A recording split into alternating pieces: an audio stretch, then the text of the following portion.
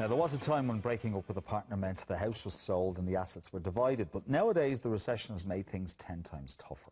Unable to sell, but equally unable to afford to move out, separated couples are now being forced to live under the same roof, creating a multitude of problems for them and their children. So how can you make the best of this bad situation? Mediator Josepha Madigan joins us now to give us some advice. A very good morning, Josepha. Good morning. You are a family law solicitor, is that right? Correct, A mediator. yes. So you're dealing with a lot of couples coming to you in terrible, terrible situations.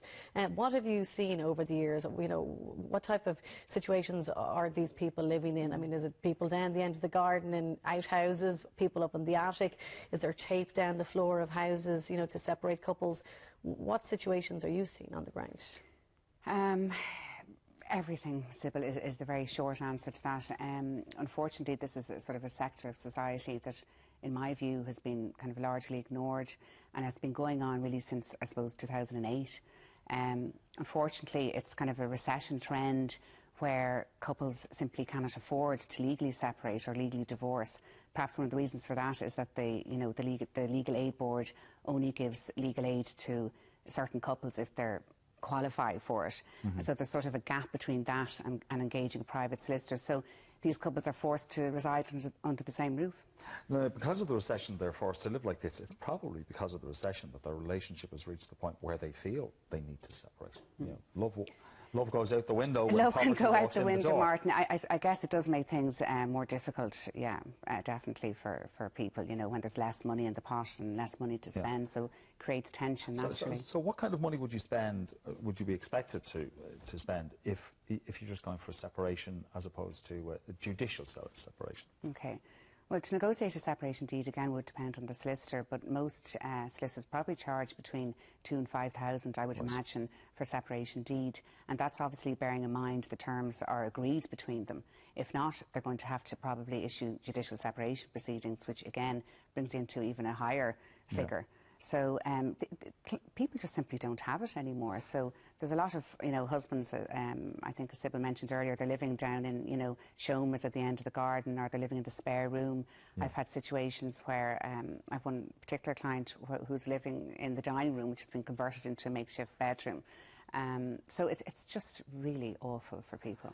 Yeah, well, you know, they can't move out of the family home, one of the spouses, because of the recession and all that it's bringing at the moment, but they can't afford to get separated either because of the costs incurred there. So are they sitting down at tables and drawing up agreements?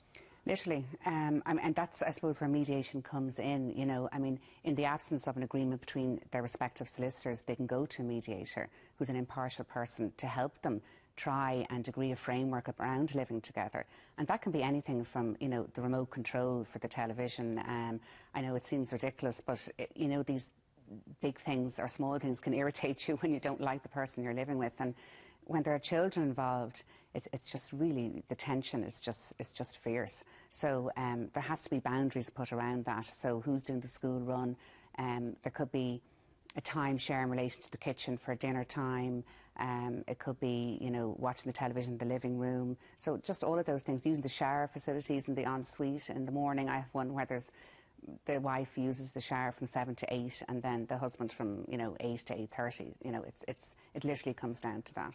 But it's the kitchen separation that I wouldn't be in favour of, especially in a situation where there are children. You know, there's the tension in a house like that would already be on a knife edge. I could just see things going over the edge. And they do, and unfortunately addiction is on the rise, and abuse and all of that. And, you know, I think one of the things that I wanted to say is to say to people that, you know, feeling isolated and alone and depression is a huge thing when people are suffering as a result, but that there is help out there, and to talk to their GP, obviously, in relation to any, you know, psychological issues, if you like, but in terms of any legal help, go to their solicitor or their mediator and see if something can be worked out, because there's no need to feel alone. And you have to bear in mind as well that some couples haven't even informed their family and friends that they're separated because they're living under the same roof and they just want to keep up appearances. I would also maybe recommend that couples talk to their lending institution, see if they can negotiate an interest-only period maybe on their mortgage for a few months to allow maybe the other person rent. see, you know, I don't like them to have more borrowings, but perhaps they could get a loan, because some of the situations that people are living in, there's very little bedrooms in the house as well, and it's very, very tough. Where are the children coming into all of this, and what advice do you give people who are literally bargaining over who's going to get the remote control? What do you say for their children? Well, a lot of them haven't told the children at all that they're actually separated, because they don't want to give them mixed messages that, you know, mum and dad are separating, but they're still there, so the children can't really understand that. But I would advise them to talk to a family therapist in relation to that. The GP should be able to give them a reputable person to talk to, and how best to approach that. And particularly if it is the case, and it is the case in some instances, that the husband and wife, and indeed they mightn't even be a married couple, they could be just cohabitants, cannot even look at each other in the same room or abide each other, right, then there needs to be parameters put around that for the children's sake. Okay, if they're not telling the children, then... Or their families. Or their families. Yeah. Then for the little ones in the house, they must be sharing the same bed still.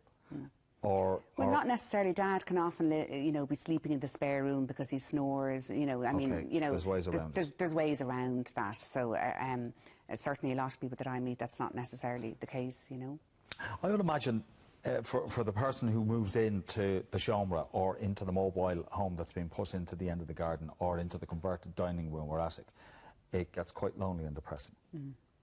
And that's the person I'm thinking about, as well as the children in these circumstances. That's who I'd be thinking of. And, you know, certainly they often have to agree what visitors they're going to have into the house, and, you know, their friends, if they are having visitors, but they tend not to do that because they don't really want people to know.